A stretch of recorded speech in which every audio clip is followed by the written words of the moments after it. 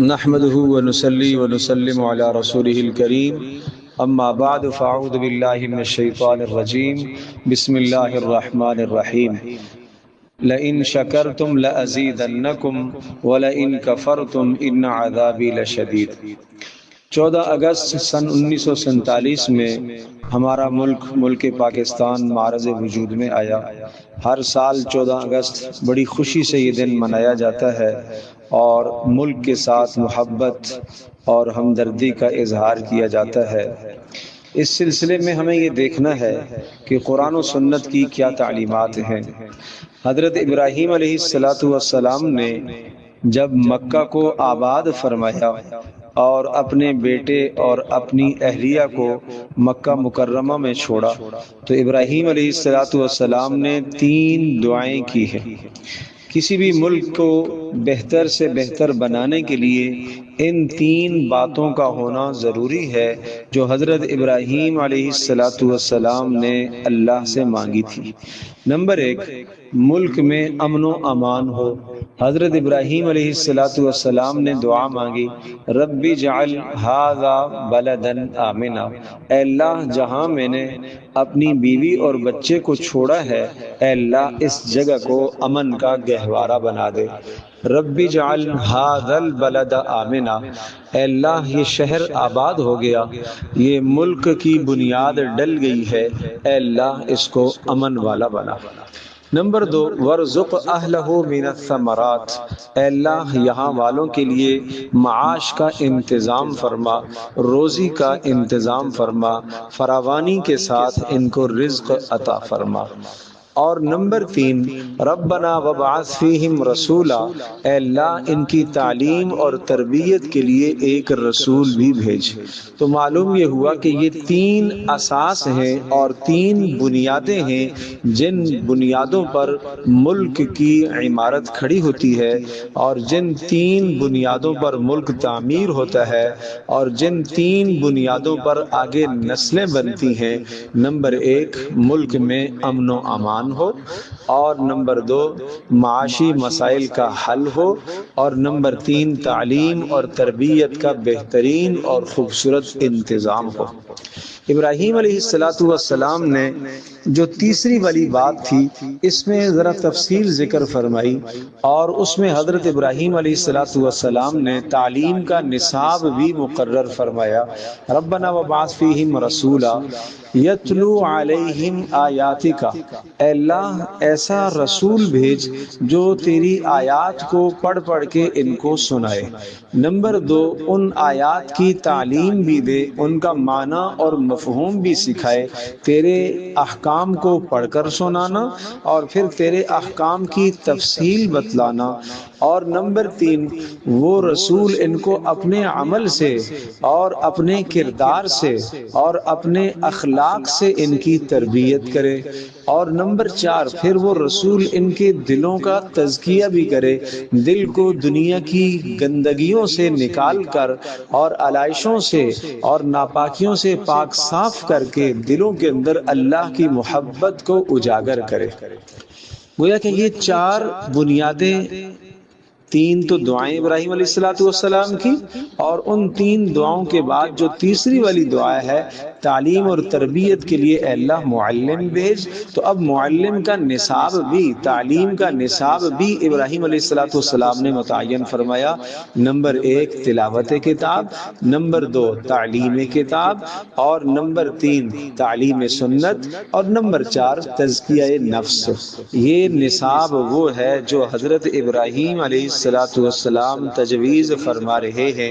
ابراہیم علیہ السلام کا مجوزہ نصاب اور مرتبہ نصاب، یہ ظاہر سی بات ہے، سوچنے کی بات ہے۔ ابراہیم علیہ السلام ابو الانبیاء، انبیاء کے باپ ہے، اللہ کے جلیل القدر پیغمبر ہے، اور بلند و بالا مقام اللہ پاک نے ان کو عطا فرمایا ہے۔ تو یہ جو دعائیں ابراہیم علیہ السلام نے مانگی ہیں اور تعلیم اور تربیت پر جو ابراہیم علیہ السلام نے جو زور دیا ہے وہ اپنی طرف سے نہیں ہے، بلکہ اللہ جل جلالہ کی منشا ہی یہی ہے۔ آئیے ہم آج اپنا احتساب کرتے ہیں، کیا ہم میں سے ہر تعلیمی ادارہ جو ہم آج اداروں کے اندر تعلیمی اداروں میں اور 14 اگست کو جشن آزادی ہم اپنے تعلیمی اداروں کے اندر مناتے ہیں اور تعلیمی اداروں میں ہم بچوں کو جمع کرتے ہیں اور اس دن میں اساتذہ تقریریں کرتے ہیں، بچوں سے میری نغمے پڑھائے جاتے ہیں، کوئی حرج نہیں ہے ان تمام چیزوں کے کرنے کی، لیکن سوال یہ ہے کیا ان مقاصد سے ہم نے آگاہ کیا ہے نسل کو؟ جو اصل مقاصد ہیں ملک کے کی بنیادیں ہیں، کیا ان بنیادوں سے ہم نے اپنے بچوں کو کبھی آگاہ کیا ہے؟ کیا ہم نے اپنے بچوں کو گھروں کے اندر کبھی یہ شعور دیا ہے؟ کیا ہم نے اپنے بچوں کو اداروں کے اندر کہیں شعور دیا ہے؟ آج ہمارے اداروں کے اندر تو یہی ہے کہ جشن آزادی کا دن آئے گا اور باجے بھی ہوں گے، گانے بھی ہوں گے، موسیقی بھی ہوگی، اور نہ جانے اس کے علاوہ کیا کیا خرافات اور کیا کیا بدعات اور کیا کیا رسومات اور کیا کیا گناہ وجود میں آئیں گے۔ انا للہ و انا الیہ راجعون۔ کیا یہ ملک اس لیے دیا گیا تھا کہ 14 اگست کا دن آئے تو ہمارے اداروں کے اندر موسیقی بجے، ہمارے اداروں کے اندر باجے بجیں، ہمارے اداروں کے اندر خرافات ہوں اور ہمارے اداروں کے اندر ہماری نئی نسل کے ذہنوں کو خراب کیا جائے؟ کیا آزادی نعمت نہیں ہے؟ جب آزادی نعمت ہے تو کیا نعمت کا شکریہ اس طرح سے کیا جاتا ہے؟ اللہ کا فیصلہ ہے لَإِن شَكَرْتُمْ لَأَزِيدَنَّكُمْ، اگر تم شکر ادا کرو گے تو میں تمہاری نعمت میں اضافہ کروں گا، وَلَئِن كَفَرْتُمْ إِنَّ عَذَابِي لَشَدِيدٌ، اور اگر تم انکار کرو گے، ناشکری کرو گے تو میرا عذاب بڑا بدترین ہے، میرا عذاب بڑا سخت ہے۔ تو ملک ایک نعمت ہے، آزادی ایک نعمت ہے۔ آزادی جب نعمت ہے، ملک ایک نعمت ہے، تو اس نعمت کا شکر ادا کرنا ہوگا، اور شکر موسیقی کے ذریعے سے ادا نہیں ہوگا، شکر قرآن کریم کی تعلیم سے ادا ہوگا، شکر نماز پڑھ کر کے ادا ہوگا، شکر تلاوت کر کے ادا ہوگا، شکرانہ ادا کر کے شکر ادا ہوگا۔ لہذا آزادی کا حقیقی جشن یہ ہے کہ اللہ کا شکر ادا کیا جائے۔ قرآن کریم ہمارے لیے رہنما کتاب ہے، اور اس میں جا وجہ ایسی آیات آتی ہیں کہ جن آیات کو پڑھ کر سمجھ کر ہم اپنی زندگی کی ایک منزل متعین کر سکتے ہیں، ہم اپنا رخ بہتر کر سکتے ہیں، اور یوں کہا جائے کہ آیات ہمارے لیے آئینے کی طرح ہے۔ جس طرح سے آئینے میں دیکھ کر انسان اپنی شکل کو، اپنے چہرے کو درست کرتا ہے، اسی طرح سے ان آیات کا مطالعہ کر کے ہمیں اپنے ملک کو بہتر بنانا ہوگا۔ آئیے سورۃ النحل کی ایک آیت کی طرف میں اشارہ کرتا ہوں۔ اللہ جل جلالہ کا ارشاد ہے، ضرب اللہ مثلا قریۃ کانت آمنۃ مطمئنۃ یأتیھا رزقھا رغدا من کل مکان فکفرت بانعم اللہ۔ ایک بستی ایسی تھی، آپ کیوں نہیں سمجھتے کہ ہمارا ملک بھی تو ایسا ہی تھا؟ اللہ فرما رہا ایک بستی ایسی تھی، کانت قریۃ آمنۃ، اس میں امن و امان تھا، ہر طرف سے رزق کی فراوانی تھی۔ دو چیزیں ذکر فرمائی، امن و امان بھی تھا، رزق کی فراوانی بھی تھی۔ پھر کیا ہوا؟ فکفرت، ناشکری کی لوگوں نے، رزق کی ناقدری کی، امن و امان کے اندر قتل و غارت کو ڈال دیا، اور آپس میں دست و گرباں ہو گئے، اور قومیت کی بنیاد پر، عصبیت کی بنیاد پر، زبان کی بنیاد پر اختلافات شروع کر دیے، اور کردار کشی سے شروع کر دی۔ تو کیا نتیجہ ہوا؟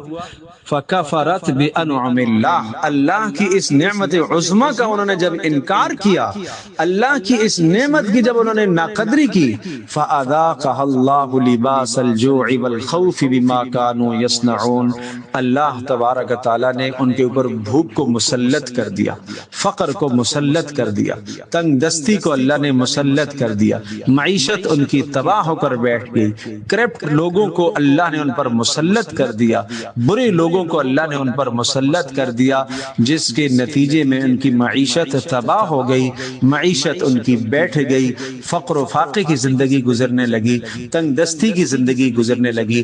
نمبر 2، امن و امان جنہوں نے تباہ و برباد کر دیا، فَأَذَاقَهَا اللَّهُ لِبَاسَ الْجُوعِ وَالْخَوْفِ، امن و امان اللہ نے چھین لیا۔ اب بھائی بھائی سے ڈرنے لگا، اب بیٹا باپ سے ڈرنے لگا، اب باپ بیٹے سے ڈرنے لگا، اب پڑوسی کو پڑوسی سے ڈر ہے، اب اپنے سامنے والے کے گھر سے انسان کو ڈر لگتا ہے، پیچھے جس کا گھر ہے اس سے بھی ڈر لگ رہا ہے، اور انسان اپنے گھر سے اپنے کارخانے، فیکٹری، اپنے آفس تک جاتا ہے، وہاں تک کا راستہ آدمی کے لیے مأمون اور محفوظ نہیں رہا۔ ہر دن قتل و غارت، دن دہاڑے چھینا جھپٹی، یہ کیا ہے؟ امن و امان کی تباہی ہے۔ فرمایا یہ کیوں ہوا؟ امن کیوں تباہ ہوا اور معیشت کیوں تباہ ہوئی؟ فَكَفَرَتْ بِأَنْعُمِ اللَّهِ، اللہ کی نعمتوں کی ناشکری۔ اگر ہم نے اس ملک کی قدر نہ کی اور ہم نے اگر ناشکری کی تو اس ناشکری کے نتیجے میں آج یہ جو 2 چیزیں اس وقت ہمارے ملک پر مسلط ہیں یہ اور بڑھتی چلی جائیں۔ اللہ ہماری حفاظت فرمائے، اللہ ہمارے ملک کی حفاظت فرمائے۔ دوسری بات اس موقع پر ہمیں یہ کرنی ہے، اگر آج ہمارے جو جشن آزادی کے موقع پر جو ہماری تقاریب ہوتی ہیں اور ہمارے تمام کے تمام پروگرامز ہوتے ہیں، اگر ان میں ہم ان 6 چیزوں کا انتظام و اہتمام کر لیں تو ہم سمجھیں گے کہ ہاں جشن آزادی کا جو مقصد تھا وہ مقصد ہم نے پورا کیا، اور نعمت کا اظہار بھی ہم نے کیا، اور ہم نے اپنی جو ذمہ داری تھی اس ذمہ داری کو بھی نبھایا، اور اس ذمہ داری سے ہم نے اپنی نسلوں کو آگاہ کیا۔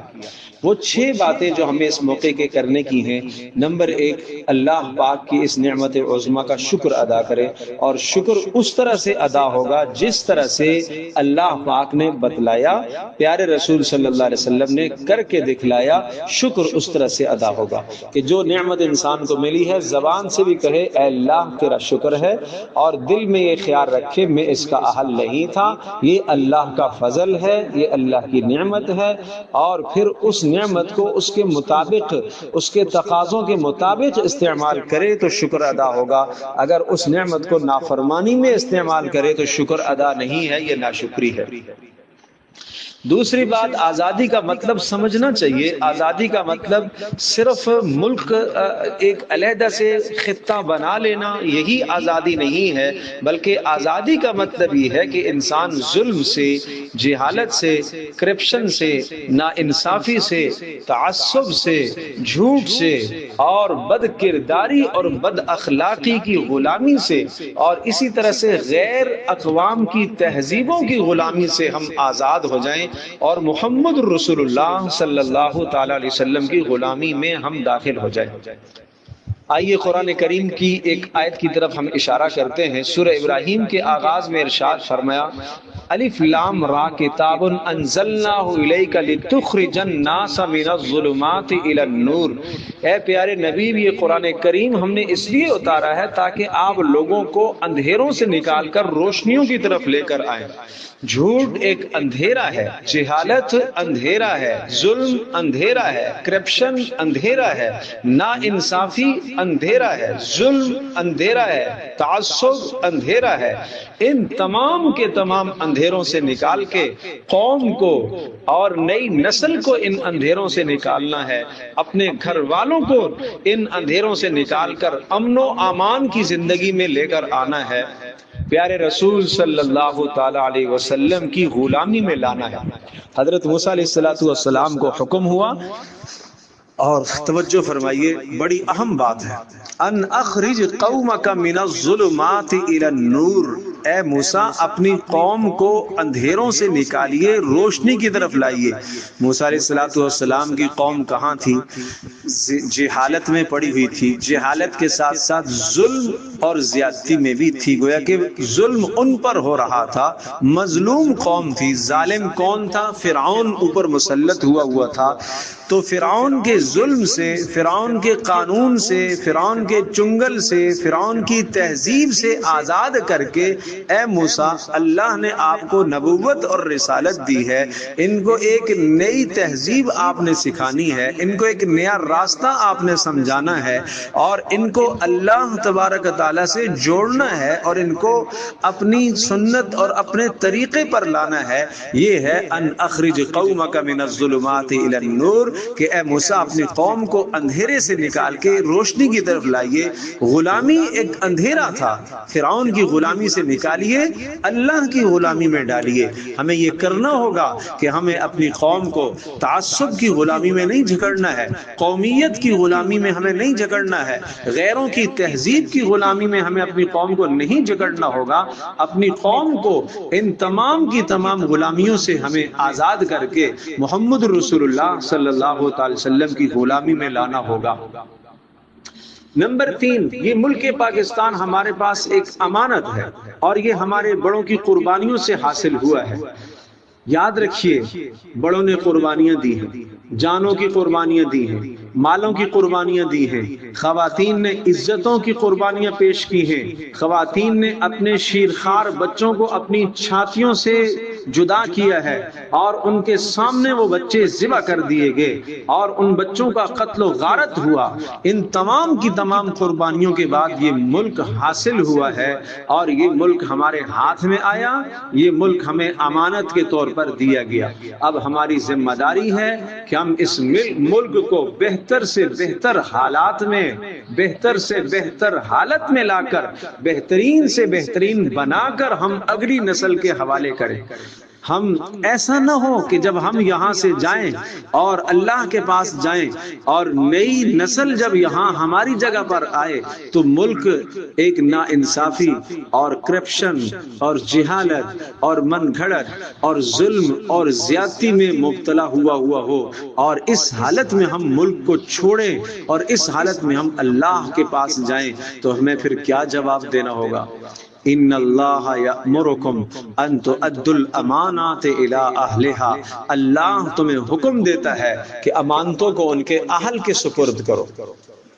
لہذا اقتدار صحیح لوگوں کے سپرد کیا جائے، منصب صحیح لوگوں کے سپرد کیا جائے، عہدے صحیح لوگوں کے سپرد کیے جائے، کیونکہ اللہ کا حکم ہے یہ منصب، یہ عہدہ، یہ سب چیزیں امانتیں ہیں۔ امانتوں کو صحیح عہدوں کے، صحیح افراد کے، مستحق افراد کے سپرد کیے جائیں، اس بنیاد پر نہیں کہ یہ میری قوم کا ہے، اس بنیاد پر نہیں کہ جناب یہ میری تہذیب کا ہے۔ یہ بنیادیں کچی بنیاد ہیں۔ اسلام نے عدل قائم کیا ہے، اسلام انصاف کی تعلیم دیتا ہے، اسلام کردار کی تعلیم دیتا ہے، اسلام ہمیں یہ سکھاتا ہے کہ انسان صلاحیت کی بنیاد پر اوپر آئے، قومیت کی بنیاد پر نہیں، مال کی بنیاد پر نہیں، دنیا کی چیزوں کی بنیاد پر نہیں، بلکہ ایک آدمی کا اخلاق ہو، ایک آدمی کا کردار ہو، وہ قوم کی رہنمائی کرے اور وہ قوم کو اس مشکل سے نکال سکتا ہے۔ حضرت موسیٰ علیہ السلام اور پیارے رسول صلی اللہ علیہ وسلم کی سیرت طیبہ سے ہمیں یہی بات ثابت ہوتی ہے اور یہی زندگی ہمیں ملتی ہے۔ چوتھی بات ہمیں اس موقع پر کرنے کی ہے، جو ہمیں بڑی اہم بات ہے اور ہمیں سمجھنے کی ہے، وہ یہ ہے کہ اس ملک میں ہم اس بات کی کوشش کریں کہ ہم اپنے ادارے کے اندر کیسے استاذ کو، کیسے معلم کو، کیسی استانی کو ہم بھرتی کر رہے ہیں، ہم اپنی نئی نسل کس کے سامنے بٹھا رہے ہیں، ہم اپنی نئی نسل، اپنے نونہالوں کو، اپنے پھولوں کو، اور جو ہمارا سب سے بڑا اور سب سے اہم سرمایہ ہماری نسل ہے، ہماری اولاد ہے، اس کو ہم کس کے سپرد کر رہے ہیں، یہ ہمیں سوچنا ہوگا۔ لہٰذا ہمیں اپنے نونہالوں کے لیے، اپنی نسل کے لیے ایک اچھے اور نیک صالح اور بلند کردار والے استاذ کا انتخاب کرنا ہوگا۔ بلند کردار والے، جو ہمارے بچوں کو بلند کردار سکھائے، جو جھوٹ نہ سکھائے، کرپشن نہ سکھائے، جو بے حیائی کا راستہ نہ بتائے، جو بے حیائی اور فحش کلامی کے راستے نہ سکھائے۔ نئی نسل اس استاذ نے بنانی ہے، اس استانی نے بنانی ہے، معلم نے بنانی ہے، معلمہ نے نئی نسل کو بنانا ہے، گھر کے اندر ماں نے نئی نسل کو تعمیر کرنا ہے۔ ایک تجارت کی ذمہ داری ہے، ایک تاجر کی ذمہ داری ہے کہ وہ ملاوٹ نہ کرے، ایک افسر کی ذمہ داری ہے کہ وہ رشوت نہ لے، ایک طالب علم کی ذمہ داری ہے کہ وہ محنت کرے، ایک شہری کی ذمہ داری ہے کہ وہ قانون کی پاسداری کرے۔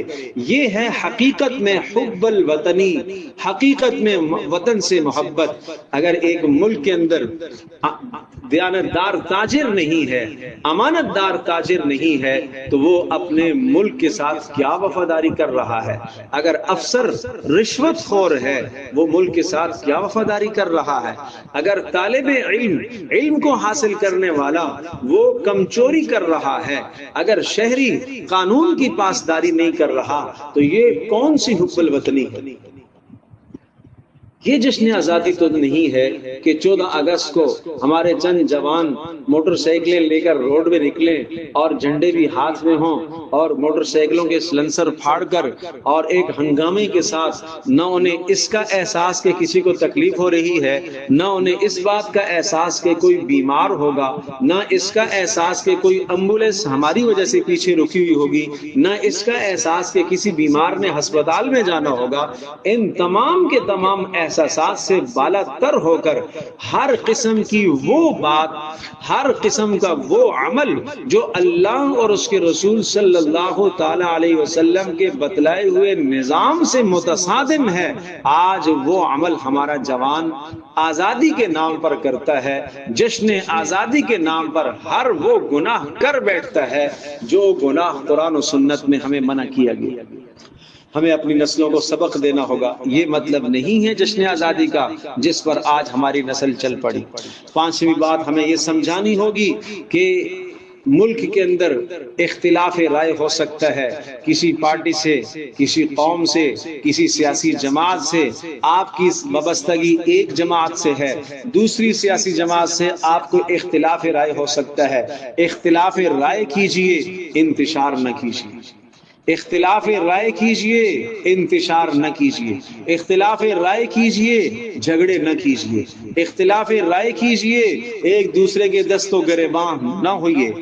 اختلاف رائے کا حق آپ کو حاصل ہے، مگر دوسرے کی عزت کو پامال نہ کیجیے۔ اختلاف رائے کا آپ کو حق حاصل ہے، مگر گالم گلوچ کا حق نہیں ہے۔ اختلاف رائے کا آپ کو ضرور حق حاصل ہے، مگر دوسرے کی عزت کو پامال کرنا آپ کے لیے جائز نہیں ہے۔ آج قوم کی بنیاد پر، زبان کی بنیاد پر، علاقے کی بنیاد پر، جماعت کی بنیاد پر ہمارے اختلافات اتنے آگے چلے جاتے ہیں، اتنے آگے چلے جاتے ہیں کہ ان کو ہم ایمان اور کفر کا نام دے دیتے ہیں۔ اگر ہمارے سامنے کوئی کافر آ جائے گا اس کو شاید ہم برداشت کر لیں، لیکن اپنی پارٹی کے علاوہ دوسری پارٹی کا کوئی آدمی آئے شاید ہم اس کو برداشت کرنے کے لیے تیار نہ ہوں۔ اس سلسلے میں ہمیں قرآن کیا ضابطہ سمجھاتا ہے، بہت پیارا اور بہت خوبصورت اصول قرآن ہمیں سمجھاتا ہے۔ وَلَا يَجْرِمَنَّكُمْ شَنَآنُ قَوْمٍ عَلَىٰ أَلَّا تَعْدِلُوا، خبردار تمہیں کسی قوم کی نفرت، تمہیں کسی قوم کا بغض، تمہیں کسی قوم سے حسد تمہیں عدل سے نہ پھیرے، تمہیں انصاف سے نہ پھیرے۔ وَلَا يَجْرِمَنَّكُمْ شَنَآنُ قَوْمٍ عَلَىٰ أَلَّا تَعْدِلُوا۔ ایک جگہ پر ارشاد فرمایا کونوا قوامین بالقسط شہداء للہ، سچ بات کہا کرو، صاف اور دو ٹوک بات کہا کرو، ولو علی انفسکم، اگرچہ وہ اپنے خلاف آ جائے، ماں باپ کے خلاف آ جائے، قرابت داروں کے خلاف آ جائے، اپنی پارٹی کے خلاف آ جائے، اپنی قیادت کے خلاف آ جائے، اگر درست بات ہے بات درست کہو۔ کسی قیادت کی محبت، کسی پارٹی کی محبت تمہیں حق بات کہنے سے نہ روکے، کسی قیادت کی محبت تمہیں اس کے غلط عمل سے، غلط عمل کی طرف تمہیں نہ لے کر جائے۔ کسی قیادت کی محبت، یہ بہت اہم اصول اور ضابطہ قرآن سمجھاتا ہے کہ کسی قیادت کی محبت کی وجہ سے تمہارے آنکھوں پر پٹی نہ آ جائے کہ اس کی ہر الٹی بات بھی تمہیں سیدھی لگ جائے، اس کا ہر گناہ بھی تمہیں درست لگنے لگ جائے، اور اس کا ہر کرپشن اور اس کی ہر برائی تمہیں درست لگ جائے۔ خبردار ایسا نہیں کرنا، ایسا نہیں کرنا۔ اور دوسرے مقام پر سورۃ المائدہ میں ارشاد فرمایا کونوا قوامین للہ شہداء بالقسط ولا یجرمنکم شنآن قوم، کسی قوم کی نفرت بھی تمہیں عدل سے نہ پھیرے۔ اگر فلاں سے نفرت ہے، بات درست ہے تو تمہیں مان لینی چاہیے، بات درست کر رہا ہے، بات عدل کی ہے تو تمہیں مان لینی چاہیے، بات انصاف کی ہے تو تمہیں مان لینی چاہیے، بات درست کہہ رہا ہے تو تمہیں مان لینی چاہیے۔ آج مزاج یہ ہو گیا کہ اس کی بات مجھے نہیں ماننی۔ کیوں نہیں ماننی؟ اس لیے کہ یہ میری پارٹی کا نہیں ہے، اس لیے نہیں ماننی کہ اس سے مجھے نفرت ہے، اس لیے نہیں ماننی کہ جناب اس سے مجھے کینہ اور بغض اور حسد ہے۔ اسلام یہ تعلیم ہمیں نہیں دیتا۔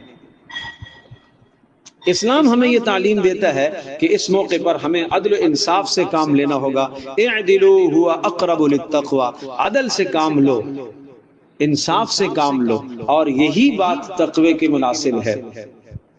چھٹی بات ہمیں یہ کرنی ہوگی کہ ہمیں اپنی نئی نسل کو صرف پاکستان سے محبت نہیں سکھانی ہوگی، بلکہ پاکستان کے مقصد سے بھی آشنا کرانا ہوگا۔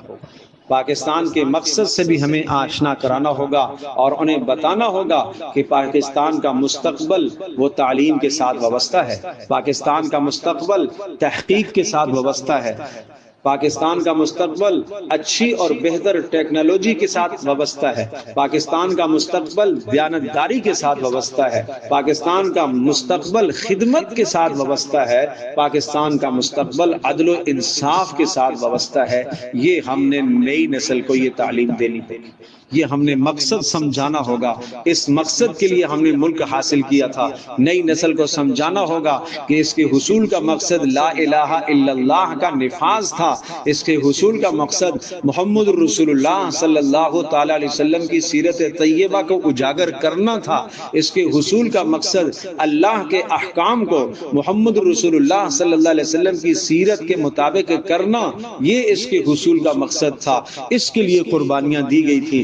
ہر سال جشن آزادی کے موقع پر 14 اگست کو اگر ان مقاصد کو دہرایا جائے تو ہماری نئی نسلوں کے اندر ایک شعور بیدار ہوگا، اور ہماری نئی نسلوں کے اندر اپنے اکابر اور اپنے بڑوں سے اور اپنے ماضی سے ایک دلچسپی پیدا ہوگی، اور اپنے بڑوں سے محبتیں ان کو حاصل ہوں گی۔ اور اگر ہم نے نئی نسل کو اسی طرح سے چھوڑ دیا، آج کا جو دور ہے میڈیا کا دور ہے، موبائل کا دور ہے، لغویات اور فضولیات کا دور ہے، اگر ہم نے اپنی نسلوں کو آزاد چھوڑ دیا، بے راہ چھوڑ دیا، تو اس قدر بے راہ روی کا شکار ہو جائیں گی۔ آج ہماری نسلیں ہمارے گھر کے اندر بیٹھ کر، ہمارے کمرے میں بیٹھ کر، ہمارے پاس بیٹھ کر، اس نسل کی سوچ ہمارے والی نہیں ہے، اس نسل کی سوچ ملک کے بڑوں والی سوچ نہیں ہے، اس نسل کی سوچ ہماری قیادت، جو بڑوں کی قیادت تھی، اس قیادت والی سوچ ہماری نسل کی نہیں ہے۔ ہمارے کمرے میں ہمارا بچہ بیٹھا ہوا ہے، لیکن اس کے دل و دماغ کہیں اور چل رہے ہیں، اس کے دل و دماغ میں غیروں کی تہذیب ہے، اس کے دل و دماغ میں پاکستان سے محبت نہیں ہے، حب الوطنی کا عنصر، اور یہ ہم نے اسے نہیں دی۔ ہمیں بہت سوچنا ہوگا آج ہماری نسل کن خرافات میں اور کن مسائل میں مبتلا ہے، ان مسائل سے، ان خرافات سے، ان گندگیوں سے اپنی نسلوں کو نکال کر ایک نئے راستے پر ہمیں ڈالنا ہوگا، تحقیق پر ڈالنا ہوگا، ریسرچ پر ڈالنا ہوگا، مطالعے پر ڈالنا ہوگا، اسٹڈی پر ہمیں ڈالنا ہوگا کہ ہمارے بچے نئے نئے مطالعے کریں، نئی نئی کتابیں لے کر آئیں۔ آج کتاب سے رشتہ ہی ختم ہو گیا، آج علم سے رشتہ ہی ختم ہو گیا، آج اپنی قوم کی ہمدردی نہیں رہی ہے، آج ملک کی ہمدردی نہیں رہی ہے، آج خیر خواہی کا فقدان ہو گیا ہے۔ ہمیں ہر موقع پر، جشن آزادی کے موقع پر ہمیں ان باتوں کا اعادہ کرنا ہوگا، اور ہمیں اپنی نسلوں کو بہت کچھ سمجھانا ہوگا، اور ہمیں اپنی نسلوں کو ملک کے مقاصد سے آگاہ کرنا ہوگا۔ اللہ تبارک و تعالی ہم سب کے لیے عمل کرنا آسان فرمائے۔ وآخر دعوانا الحمدللہ رب العالمین۔